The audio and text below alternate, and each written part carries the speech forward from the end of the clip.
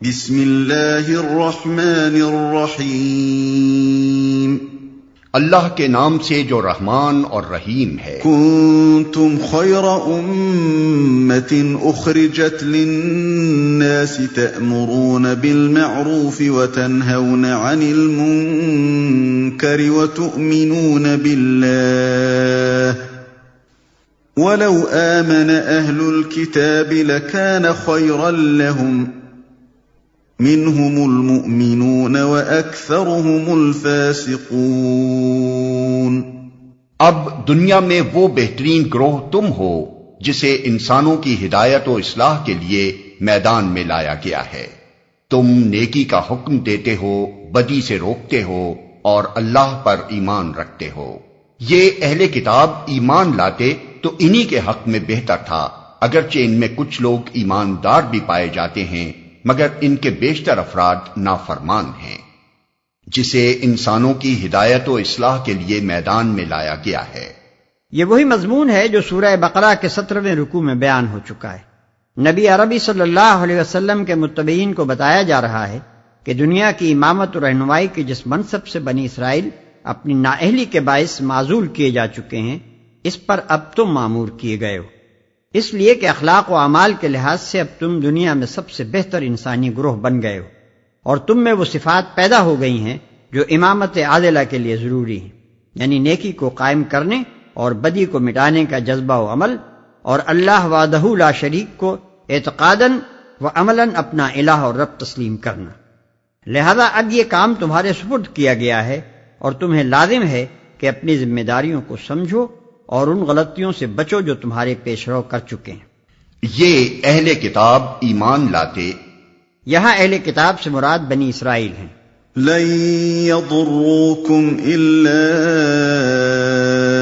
أذى وإن يقاتلوكم يولوكم الأدبار ثم لا ينصرون۔ یہ تمہارا کچھ بگاڑ نہیں سکتے، زیادہ سے زیادہ بس کچھ ستا سکتے ہیں۔ اگر یہ تم سے لڑیں گے تو مقابلے میں پیٹھ دکھائیں گے، پھر ایسے بے بس ہوں گے کہ کہیں سے ان کو مدد نہ ملے گی۔ ضربت عليهم الذلة أينما ثقفوا إلا بحبل من الله وحبل من الناس إلا بحبل من الله وحبل من الناس وباءوا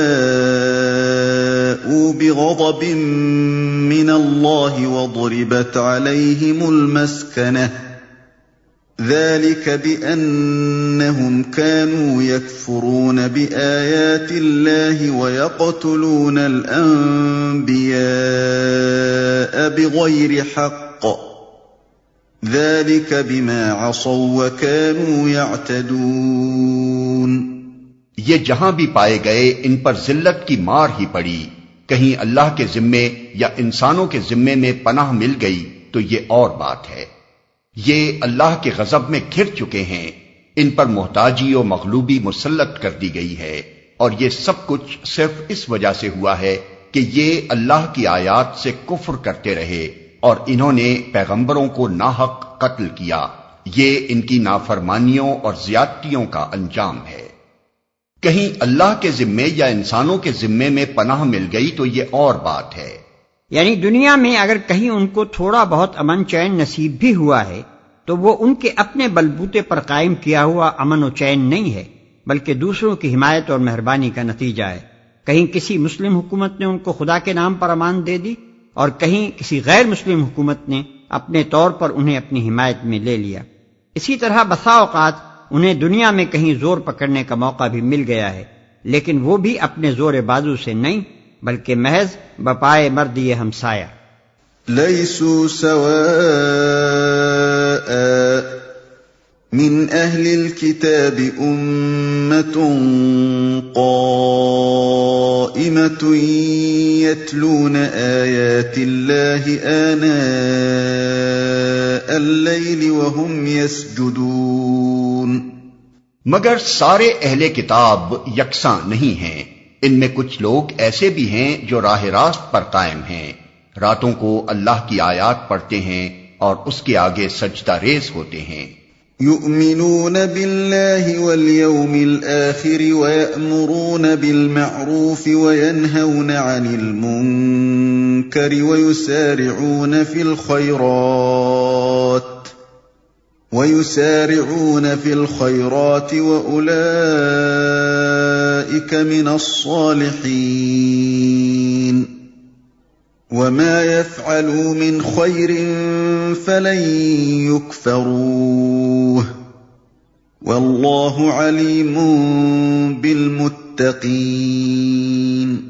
اللہ اور روز آخرت پر ایمان رکھتے ہیں، نیکی کا حکم دیتے ہیں، برائیوں سے روکتے ہیں اور بھلائی کے کاموں میں سرگرم رہتے ہیں، یہ صالح لوگ ہیں، اور جو نیکی بھی یہ کریں گے اس کی ناقدری نہ کی جائے گی۔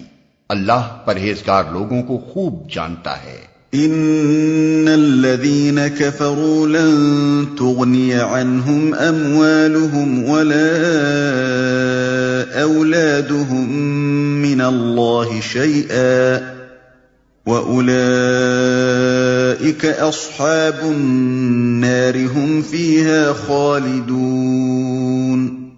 رہے وہ لوگ جنہوں نے کفر کا رویہ اختیار کیا تو اللہ کے مقابلے میں ان کو نہ ان کا مال کچھ کام دے گا نہ اولاد، وہ تو آگ میں جانے والے لوگ ہیں اور آگ ہی میں ہمیشہ رہیں گے۔ مثل ما ينفقون في هذه الحياة الدنيا كمثل ريح فيها صر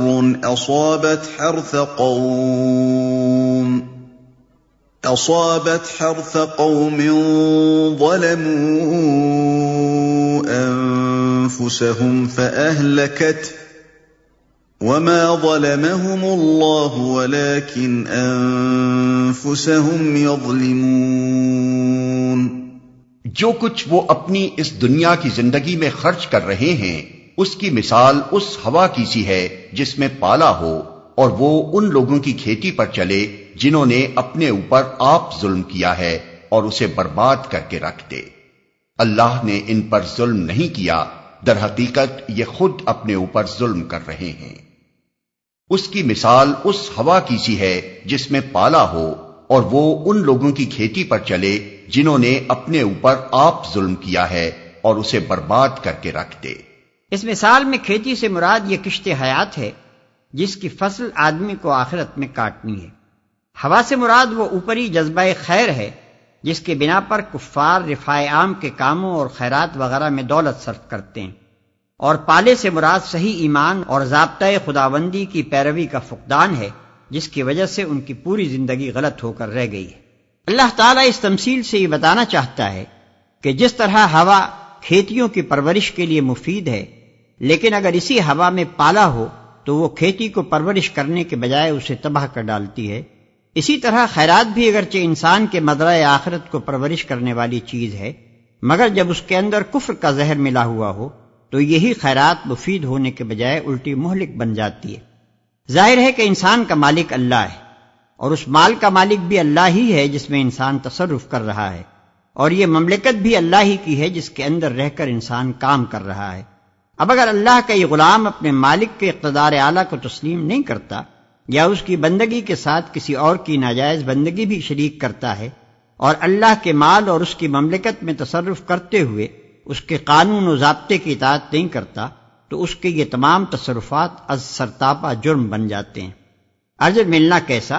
وہ تو اس کا مستحق ہے کہ ان تمام حرکات کے لیے اس پر فوجداری کا مقدمہ قائم کیا جائے۔ اس کی خیرات کی مثال ایسی ہے جیسے ایک نوکر اپنے آقا کی اجازت کے بغیر اس کا خزانہ کھولے اور جہاں جہاں اپنی دانش میں مناسب سمجھے خرچ کر ڈالے۔ یا ایھا الذین آمنوا لا تتخذوا بطانة من دونکم لا یألونکم خبالا ودوا ما عنتم قد بدت البغضاء من أفواههم وما تخفي صدورهم أكبر قد بينا لكم الآيات إن كنتم تعقلون۔ اے لوگو جو ایمان لائے ہو، اپنی جماعت کے لوگوں کے سوا دوسروں کو اپنا رازدار نہ بناؤ، وہ تمہاری خرابی کے کسی موقع سے فائدہ اٹھانے میں نہیں چوکتے۔ تمہیں جس چیز سے نقصان پہنچے وہی ان کو محبوب ہے، ان کے دل کا بغض ان کے منہ سے نکلا پڑتا ہے، اور جو کچھ وہ اپنے سینوں میں چھپائے ہوئے ہیں وہ اس سے شدید تر ہے۔ ہم نے تمہیں صاف صاف ہدایات دے دی ہیں، اگر تم عقل رکھتے ہو تو ان سے تعلق رکھنے میں احتیاط برتو گے، وہ تمہاری خرابی کے کسی موقع سے فائدہ اٹھانے میں نہیں چوکتے۔ مدینے کے اطراف میں جو یہودی آباد تھے ان کے ساتھ اوس اور خزرج کے لوگوں کی قدیم زمانے سے دوستی چلی آتی تھی۔ انفرادی طور پر بھی ان قبیلوں کے افراد ان کے افراد سے دوستانہ تعلقات رکھتے تھے، اور قبائلی حیثیت سے بھی یہ اور وہ ایک دوسرے کے ہمسایہ اور حلیف تھے۔ جب اوس اور خزرج کے قبیلے مسلمان ہو گئے تو اس کے بعد بھی وہ یہودیوں کے ساتھ وہی پرانے تعلقات نبھاتے رہے، اور ان کے افراد اپنے سابق یہودی دوستوں سے اسی محبت و خلوص کے ساتھ ملتے رہے۔ لیکن یہودیوں کو نبی عربی صلی اللہ علیہ وسلم اور آپ کے مشن سے جو عداوت ہو گئی تھی، اس کی بنا پر وہ کسی ایسے شخص سے مخلصانہ محبت رکھنے کے لیے تیار نہ تھے جو اس نئی تحریک میں شامل ہو گیا ہو۔ انہوں نے انصار کے ساتھ ظاہر میں تو وہی تعلقات رکھے جو پہلے سے چلے آتے تھے، مگر دل میں وہ اب ان کے سخت دشمن ہو چکے تھے، اور اس ظاہری دوستی سے ناجائز فائدہ اٹھا کر ہر وقت اس کوشش میں لگے رہتے تھے کہ کسی طرح مسلمانوں کی جماعت میں اندرونی فتنہ و فساد برپا کر دیں اور ان کے جماعتی راز معلوم کر کے ان کے دشمنوں تک پہنچائیں۔ اللہ تعالیٰ یہاں ان کی اسی منافقانہ روش سے مسلمانوں کو محتاط رہنے کی ہدایت فرما رہا ہے۔ ہا انتم اولائی تحبونہم ولا یحبونکم وتؤمنون بالکتاب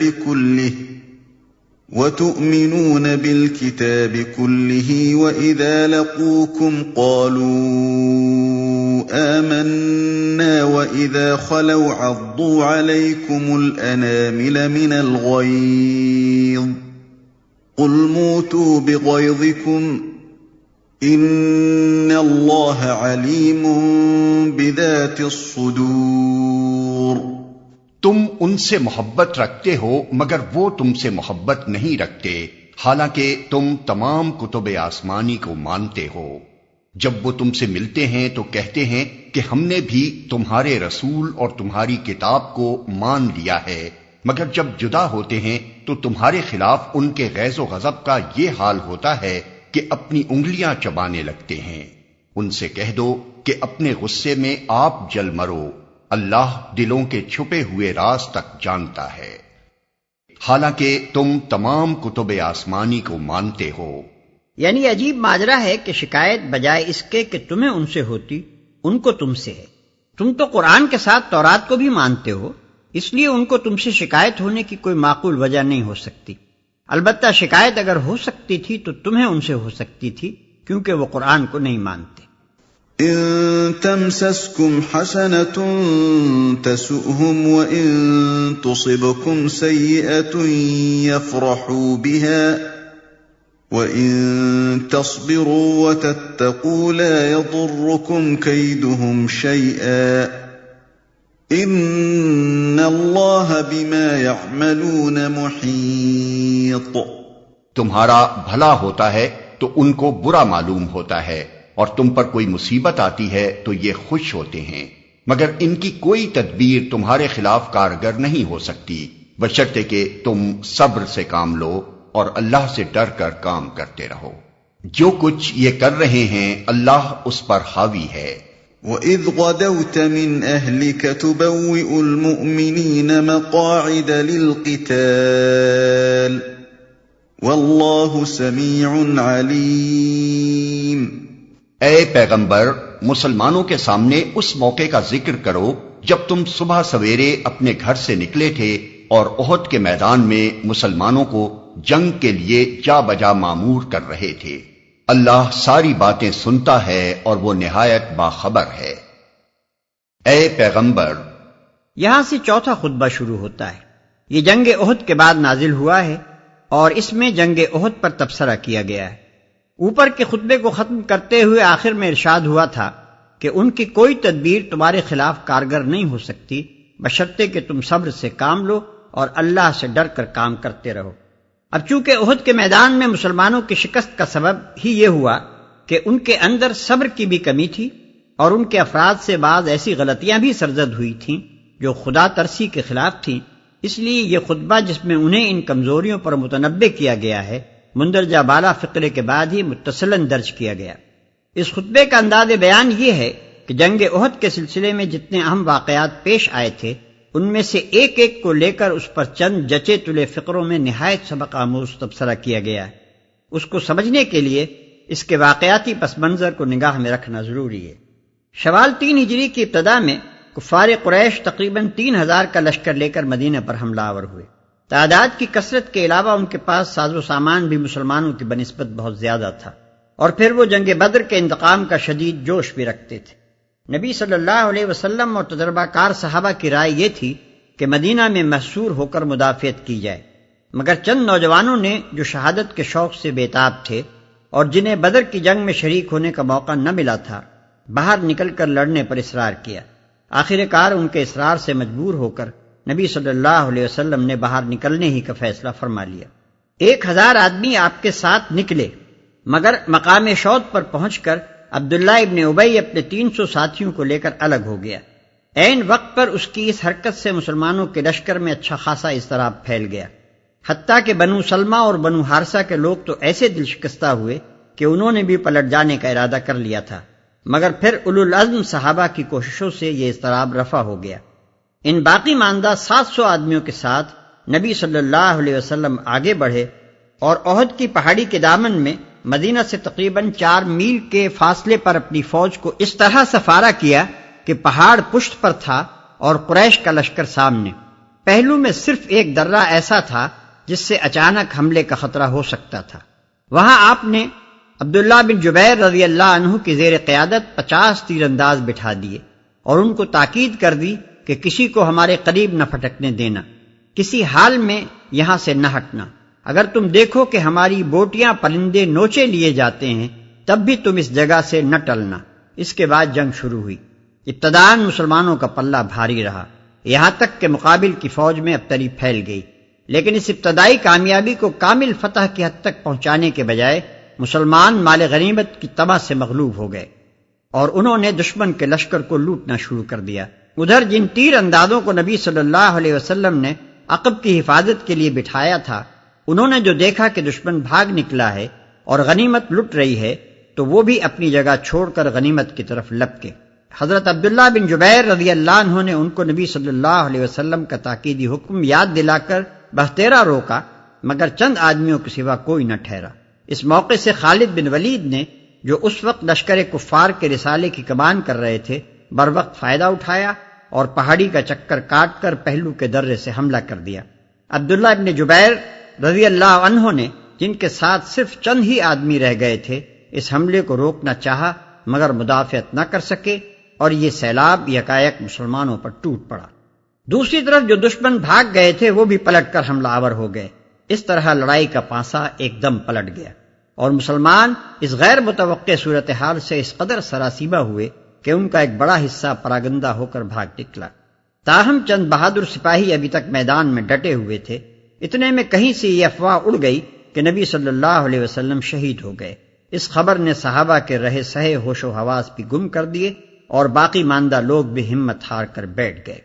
اس وقت نبی صلی اللہ علیہ وسلم کے گرد و پیش صرف 10-12 جانثار رہ گئے تھے اور آپ صلی اللہ علیہ وسلم خود زخمی ہو چکے تھے۔ شکست کی تکمیل میں کوئی کسر باقی نہ رہی تھی، لیکن عین وقت پر صحابہ کو معلوم ہو گیا کہ حضرت صلی اللہ علیہ وسلم زندہ ہیں، چنانچہ وہ ہر طرف سے سمٹ کر پھر آپ کے گرد جمع ہو گئے اور آپ کو بسلامت پہاڑی کی طرف لے گئے۔ اس موقع پر یہ ایک معمہ ہے جو حل نہیں ہو سکا کہ وہ کیا چیز تھی جس نے کفار مکہ کو خود بخود واپس پھیر دیا۔ مسلمان اس قدر پراگندہ ہو چکے تھے کہ ان کا پھر مجتمع ہو کر باقاعدہ جنگ کرنا مشکل تھا۔ اگر کفار اپنی فتح کو کمال تک پہنچانے پر اصرار کرتے تو ان کی کامیابی بعید نہ تھی، مگر نامعلوم کس طرح وہ آپ ہی آپ میدان چھوڑ کر واپس چلے گئے۔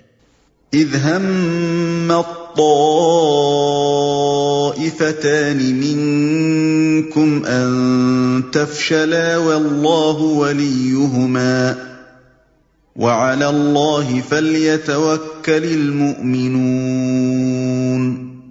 یاد کرو جب تم میں سے دو گروہ بزدلی دکھانے پر آمادہ ہو گئے تھے، حالانکہ اللہ ان کی مدد پر موجود تھا اور مومنوں کو اللہ ہی پر بھروسہ رکھنا چاہیے۔ دو گروہ بزدلی دکھانے پر آمادہ ہو گئے تھے، یہ اشارہ ہے بنو سلمہ اور بنو حارثہ کی طرف، جن کی ہمتیں عبداللہ بن ابی اور اس کے ساتھیوں کی واپسی کے بعد پست ہو گئی تھیں۔ وَلَقَدْ نَصَرَكُمُ اللَّهُ بِبَدْرٍ وَأَنْتُمْ أَذِلَّةٌ فَاتَّقُوا اللَّهَ لَعَلَّكُمْ تَشْكُرُونَ۔ آخر اس سے پہلے جنگ بدر میں اللہ تمہاری مدد کر چکا تھا، حالانکہ اس وقت تم بہت کمزور تھے، لہذا تم کو چاہیے کہ اللہ کی ناشکری سے بچو۔ امید ہے کہ اب تم شکر گزار بنو گے۔ اذ تقول للمؤمنین ألن يكفيكم أن يمدكم ربكم ب3,000 من الملائكة منزلین۔ یاد کرو جب تم مومنوں سے کہہ رہے تھے کیا تمہارے لیے یہ بات کافی نہیں کہ اللہ 3,000 فرشتے اتار کر تمہاری مدد کرے؟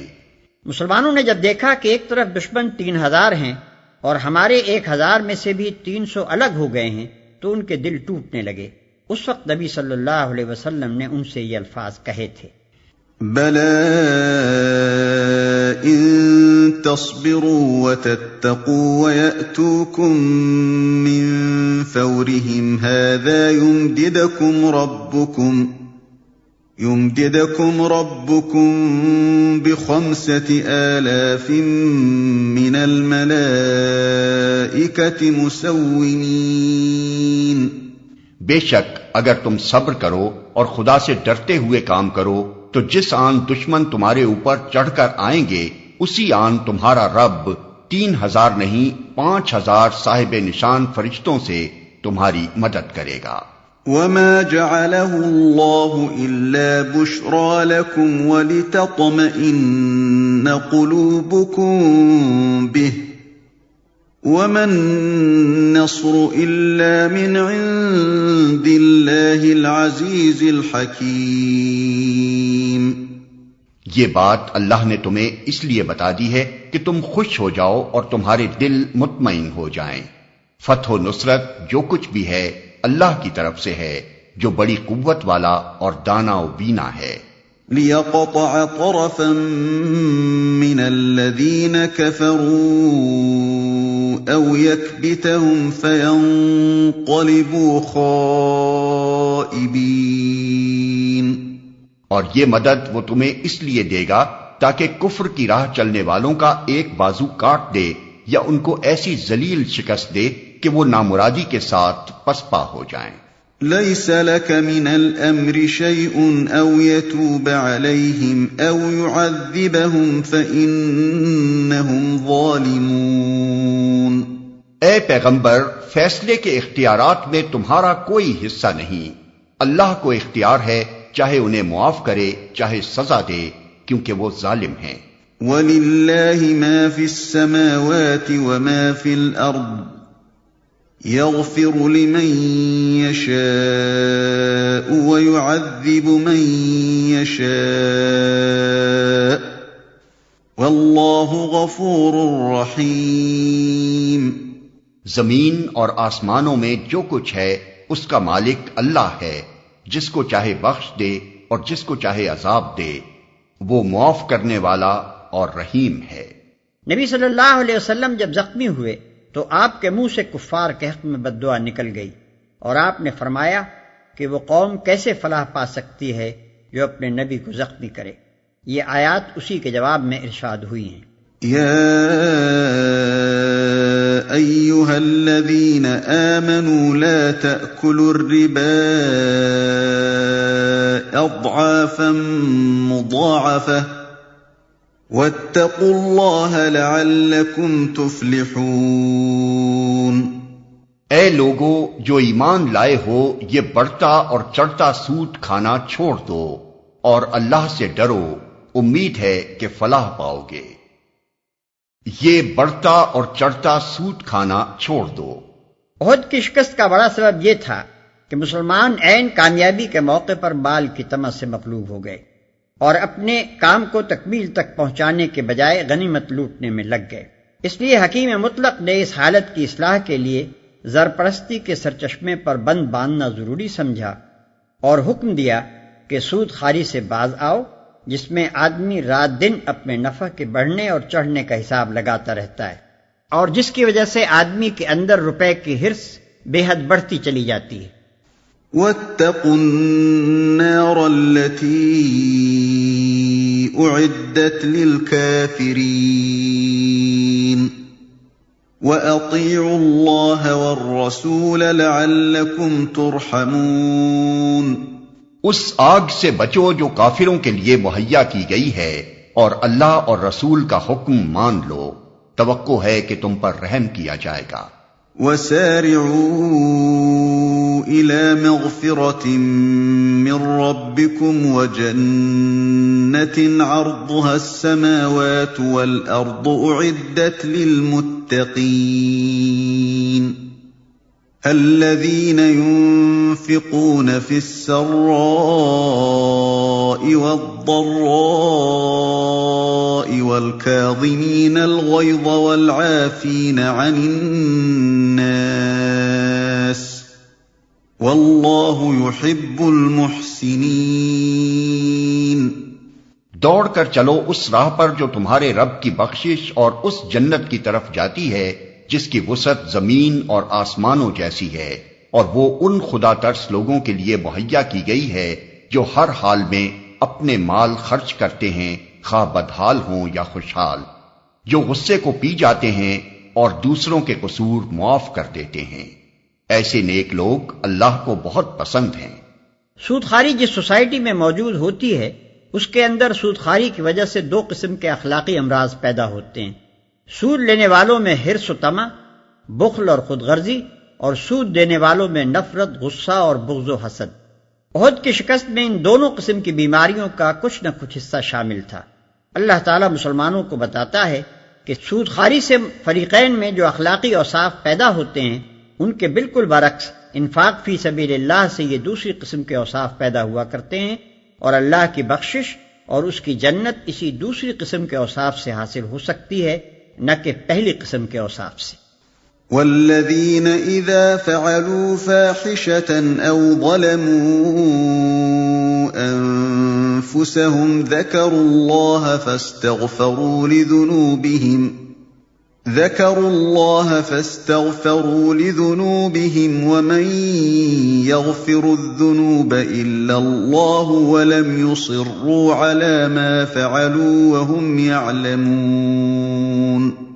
اور جن کا حال یہ ہے کہ اگر کبھی کوئی فحش کام ان سے سرزد ہو جاتا ہے یا کسی گناہ کا ارتکاب کر کے وہ اپنے اوپر ظلم کر بیٹھتے ہیں، تو اللہ انہیں یاد آ جاتا ہے اور اس سے وہ اپنے قصوروں کی معافی چاہتے ہیں، کیونکہ اللہ کے سوا اور کون ہے جو گناہ معاف کر سکتا ہو، اور وہ دیدہ و دانستہ اپنے کیے پر اصرار نہیں کرتے۔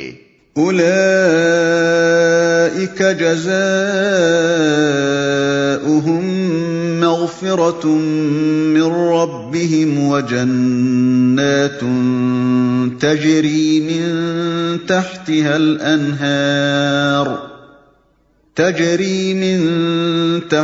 الانہار خالدین فیہا ونعم اجر العاملین۔ ایسے لوگوں کی جزا ان کے رب کے پاس یہ ہے کہ وہ ان کو معاف کر دے گا اور ایسے باغوں میں انہیں داخل کرے گا جن کے نیچے نہریں بہتی ہوں گی، اور وہاں وہ ہمیشہ رہیں گے۔ قد خلت من قبلكم سنن فسيروا في الأرض فانظروا كيف كان عاقبة المكذبين۔ کیسا اچھا بدلہ ہے نیک عمل کرنے والوں کے لیے۔ تم سے پہلے بہت سے دور گزر چکے ہیں، زمین میں چل پھر کر دیکھ لو کہ ان لوگوں کا کیا انجام ہوا جنہوں نے اللہ کے احکام و ہدایات کو جھٹلایا۔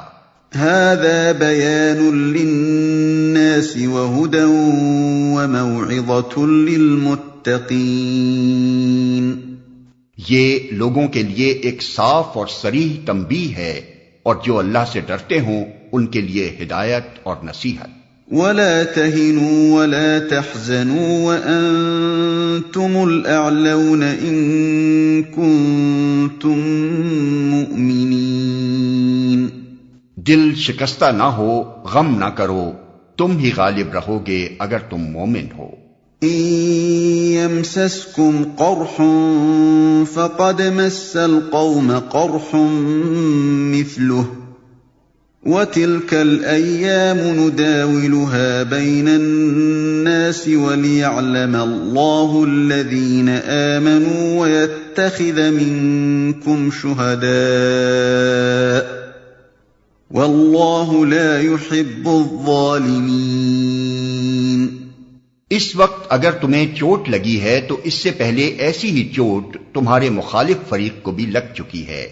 یہ تو زمانے کے نشیب و فراز ہیں جنہیں ہم لوگوں کے درمیان گردش دیتے رہتے ہیں۔ تم پر یہ وقت اس لیے لایا گیا کہ اللہ دیکھنا چاہتا تھا کہ تم میں سچے مومن کون ہیں، اور ان لوگوں کو چھانٹ لینا چاہتا تھا جو واقعی راستی کے گواہ ہوں، کیونکہ ظالم لوگ اللہ کو پسند نہیں ہیں۔ ایسی ہی چوٹ تمہارے مخالف فریق کو بھی لگ چکی ہے۔ اشارہ ہے جنگ بدر کی طرف، اور کہنے کا مطلب یہ ہے کہ جب اس چوٹ کو کھا کر کافر پست ہمت نہ ہوئے تو اس چوٹ پر تم کیوں ہمت ہارو؟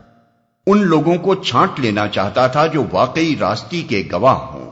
اصل الفاظ ہیں وَيَتَّخِذَ مِنْكُمْ شُهَدَاءَ۔ اس کا ایک مطلب تو یہ ہے کہ تم میں سے کچھ شہید لینا چاہتا تھا، یعنی کچھ لوگوں کو شہادت کی عزت بخشنا چاہتا تھا، اور دوسرا مطلب یہ ہے کہ اہل ایمان اور منافقین کے اس مخلوط گروہ میں سے جس پر تم اس وقت مشتمل ہو، ان لوگوں کو الگ چھانٹ لینا چاہتا تھا جو حقیقت میں شہداء علی الناس ہیں، یعنی اس منصب جلیل کے اہل ہیں جس پر ہم نے امت مسلمہ کو سرفراز کیا ہے۔ وَلِيُمَحِّصَ اللَّهُ الَّذِينَ آمَنُوا وَيَمْحَقَ الْكَافِرِينَ۔ اور وہ اس آزمائش کے ذریعے سے مومنوں کو الگ چھانٹ کر کافروں کی سرکوبی کرنا چاہتا تھا۔ أَمْ حَسِبْتُمْ أَن تَدْخُلُوا الْجَنَّةَ وَلَمَّا يَعْلَمِ اللَّهُ الَّذِينَ جَاهَدُوا مِنكُمْ وَيَعْلَمَ الصَّابِرِينَ۔ کیا تم نے یہ سمجھ رکھا ہے کہ یوں ہی جنت میں چلے جاؤ گے، حالانکہ ابھی اللہ نے یہ تو دیکھا ہی نہیں کہ تم میں کون وہ لوگ ہیں جو اس کی راہ میں جانیں لڑانے والے اور اس کی خاطر صبر کرنے والے ہیں۔ وَلَقَدْ كُنْتُمْ تَمَنَّوْنَ الْمَوْتَ مِنْ قَبْلِ أَنْ تَلْقَوْهُ فَقَدْ رَأَيْتُمُوهُ وَأَنْتُمْ تَنْظُرُونَ۔ تم تو موت کی تمنائیں کر رہے تھے، مگر یہ اس وقت کی بات تھی جب موت سامنے نہ آئی تھی۔ لو، اب وہ تمہارے سامنے آ گئی اور تم نے اسے آنکھوں دیکھ لیا۔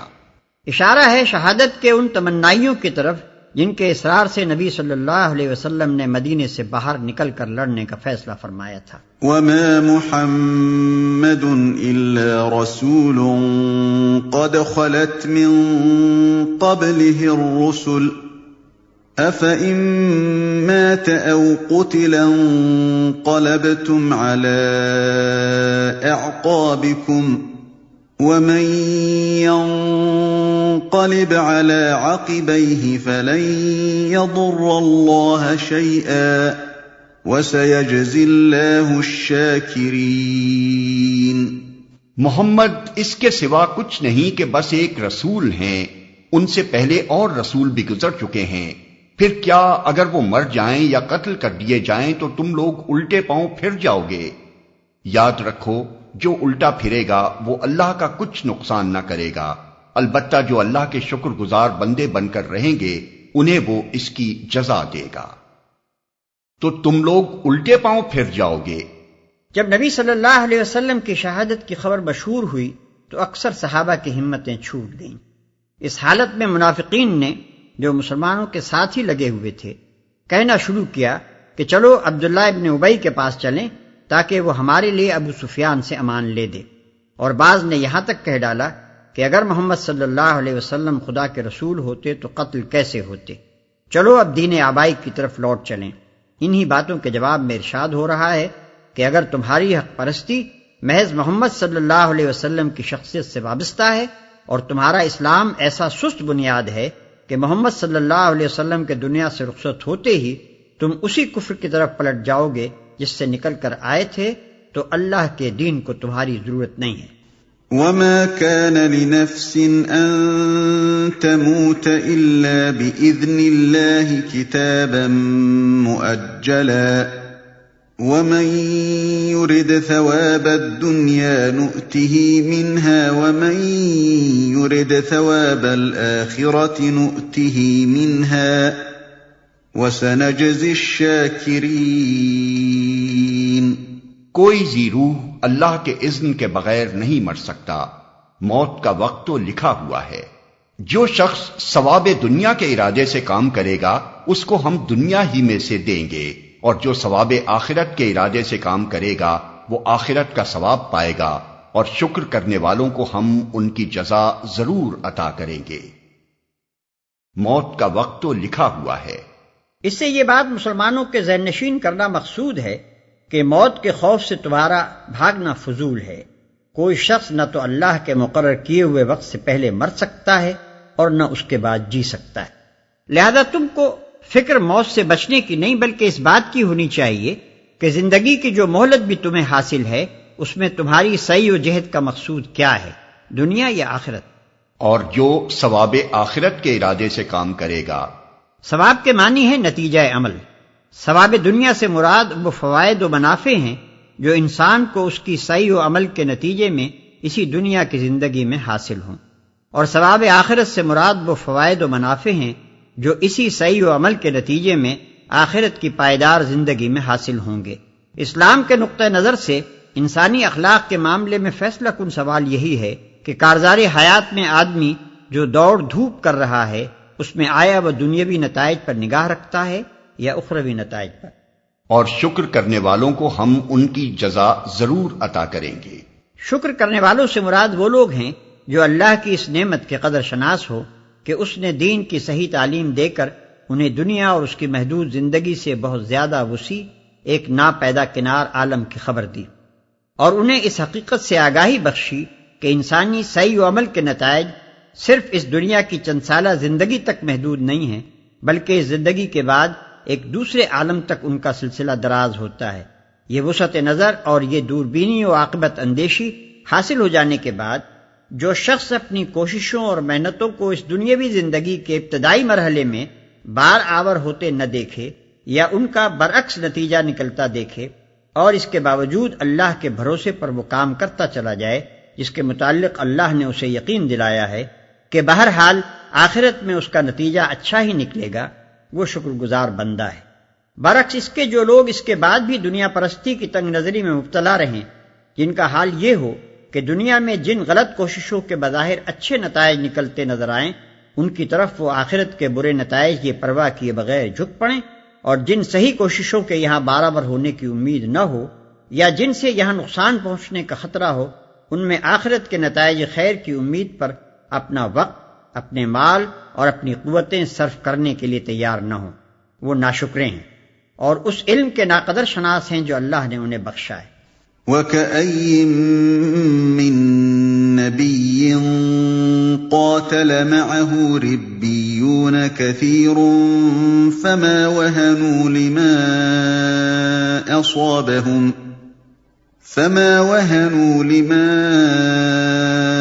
أَصَابَهُمْ فِي سَبِيلِ اللَّهِ وَمَا ضَعُفُوا وَمَا اسْتَكَانُوا وَاللَّهُ يُحِبُّ الصَّابِرِينَ۔